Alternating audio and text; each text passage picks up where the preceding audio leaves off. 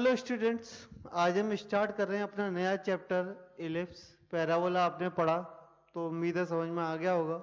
नहीं आए तो जेईई मेंस के लिए जो टेंजेंट तक का पार्ट हमने कराया है, मतलब आप नॉर्मल को छोड़ सकते हैं, बाकी बहुत इंपॉर्टेंट है। उतना बेसिक पैराबोला अगर आपको आता है तो जेईई मेंस और सीईटी तो आपको परेशान करेगी नहीं, एडवांस में भी हो सकता है क्वेश्चन हो जाए। ठीक है, चलो आज हम इलिप्स स्टार्ट कर रहे हैं।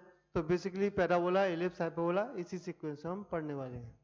तो इलिप्स की हम दो डेफिनेशन पढ़ेंगे। तो पहला डेफिनेशन लिखिए, ellipse is a locus of a point, ellipse is a locus of a point which move such that ratio of distance from a fix point and fix line is less than 1। मतलब fix point बोले तो S P and fix line बोले तो S P upon P M. ये जो value है वो एक से कम होनी चाहिए। मैंने बताया था कि ये वैल्यू किसके बराबर होती है, ई के बराबर होती है। और इलिप्स के लिए ई कितना होता है, लेस देन 1। तो आपको ये इसेंट्रिसिटी है ई, वो अगर एक से कम है तो वो आपका इलिप्स होगा। S P upon P M less than ratio of distance from a fix point. तो फिक्स पॉइंट को हम फिलहाल क्या बोलते हैं, एस, और फिक्स लाइन को बोलते हैं, यहाँ से ये कोई पॉइंट पी है और ये एम। तो ये अगर रेशियो एक के इक्वल होता है तो ये होता है पैराबोला। अगर ये रेशियो एक से कम होता है तो ये होता है इलिप्स। अगर एक से ज्यादा हो तो आप लोग जानते हो पहले से ही कि वो हाइपरबोला होता है। ठीक है, चलो डेफिनेशन नंबर 2 लिखिए। डेफिनेशन नंबर 2 है, ellipse is a locus of a point which move such that distance sum of distance which move such that sum of distance from two fixed point is constant। मतलब मेरे पास दो fix point है S, और इसको इसे S1 नाम दे दिया, इसे S2 नाम दे दिया। तो कोई पॉइंट P इस तरह से है कि जो इसकी डिस्टेंसेज हैं वो कांस्टेंट है। तो ये पाथ कुछ ऐसा निकल के आएगा। मैं आपको बताता हूँ। आप एक लंबी सी रस्सी लीजिए, दो पेड़ लीजिए, दोनों किनारों को रस्सी से बांध दीजिए और टाइट करिए।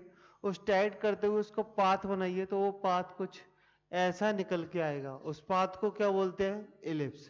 तो इसको हम बोल सकते हैं कि H dash P plus H two P equal to constant. अगर किसी भी कर्व के लिए ये चीज कांस्टेंट है तो वो हमारा इलिप्स होगा। और ये कांस्टेंट की वैल्यू कितनी होती है वो हम अभी आगे देखेंगे, आगे समझेंगे। तो बस दो डेफिनेशन होती है इलिप्स की। दूसरी डेफिनेशन बहुत ही इंपॉर्टेंट है, मैं पहले ही बता रहा हूँ, क्योंकि पहली वाली डेफिनेशन जनरली याद रहती है, क्वेश्चन कभी कभार दूसरी डेफिनेशन से आ जाते हैं। सीटी वगैरह में इस पर क्वेश्चन बहुत जल्दी आते हैं।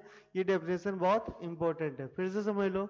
अगर किसी भी पॉइंट का लोकस जिसकी दो फिक्स पॉइंट S1 और S2 से डिस्टेंसेज का सम कांस्टेंट है तो उसे बोलते हैं क्या, इलिप्स। हम जैसे हाइपरबोला में पढ़ेंगे तो ये डिस्टेंसों का डिफरेंस अगर कांस्टेंट है तो वो होता है हाइपरबोला।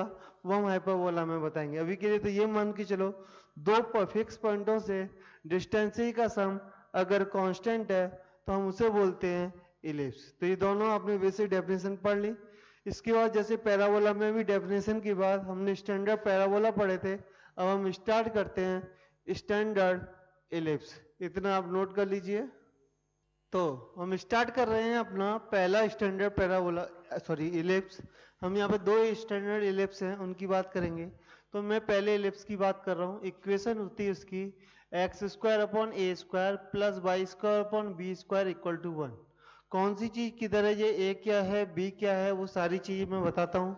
तो सबसे पहले मैं इनके पॉइंट लिखा हूँ कि फोकल डिस्टेंस क्या है, एक्सिस क्या है, वर्टेक्स क्या है। तो सारी चीजें मैं एक एक करके पहले डायग्राम में रिप्रेजेंट कर रहा हूँ, फिर एक एक करके मैं इधर थ्योरी में भी उसे रिप्रेजेंट करता जाऊंगा।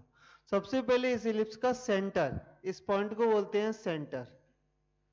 सबसे पहले मैं एक एक चीज बता रहा हूँ। सेंटर होता है 0,0। ठीक है, सेंटर क्या हो गया, 0,0, सबसे पहला पॉइंट। दूसरी चीज आपको इसमें दो चीजें दिखाई दे रही हैं। एक एक्स स्क्वायर के नीचे एक नंबर दिख रहा है ए स्क्वायर, वाई स्क्वायर के नीचे नंबर दिख रहा है बी स्क्वायर। तो एक्स स्क्वायर के अंदर ए स्क्वायर है तो मतलब ये पॉइंट हो गया a,0 और ये पॉइंट हो गया -a,0। ये आप समझिए।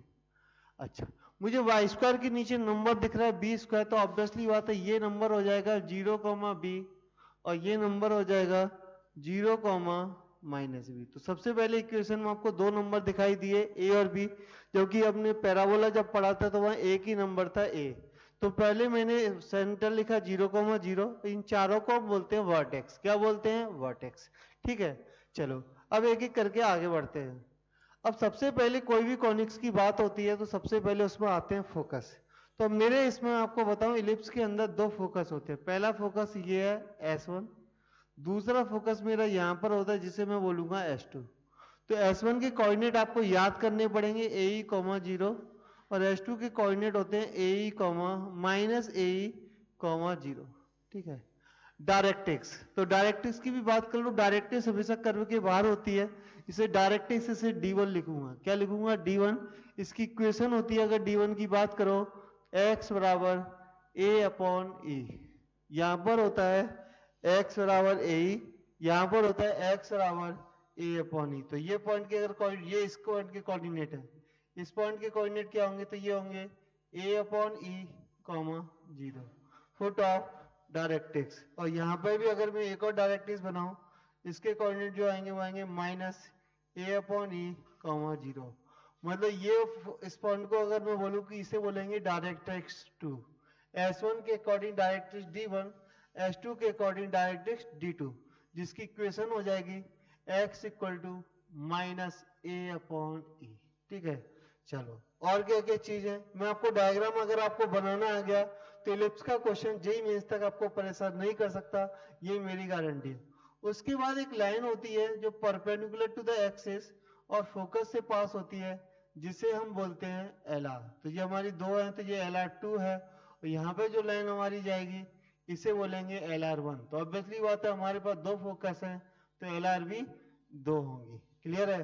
चलो इनके एंड पॉइंट की बात करें तो आप ये समझो, x कोऑर्डिनेट तो फिक्स हो गया AE, और इसका y कोऑर्डिनेट होता है वो होता है B²/A।